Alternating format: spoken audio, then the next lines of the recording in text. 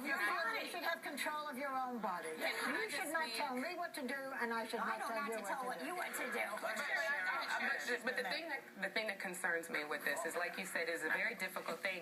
But you have so many people out there protesting, and they go, "We don't want you to have a baby." Like you said, there's a lot of girls out here that have, babies, and then we say, "We don't want you to have a baby," but then they don't have that abortion. They see the fetus, they feel guilty, they go back home. But we let you go. But we don't want you to go to Planned Parenthood to get any birth control, so you don't have any more. We want to defund it. Hold on one second, Barbara. But then, do we want you to have the safety net of food stamps and welfare? Then we're the same ones that are going, you keep having these babies and you're not taking care of these babies.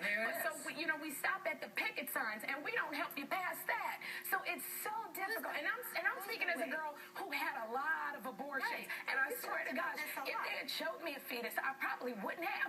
But I would have put my child in a lot of situations that wouldn't have been good because I didn't have the mental capacity to deal with having a child. It was real difficult. But I think to show it, it's such a hard thing. It's really hard. I think it would have made you have the baby and then... I would have had it, and God knows, he can do anything. And they never say, this is the thing that makes me craziest.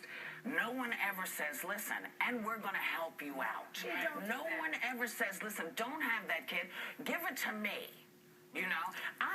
These people go in there with the signs and stuff. It's just, you have no idea. You sort of made yourself believe that this is something people are having willy-nilly. I'm doing you now.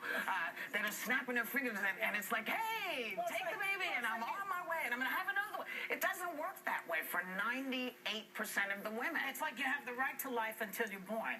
Yeah. But then this does in some way then put a value on what is inside the woman, though. That, I guess, is my point. Because there's something there that is making you make this decision. But if a person's going to do that, if you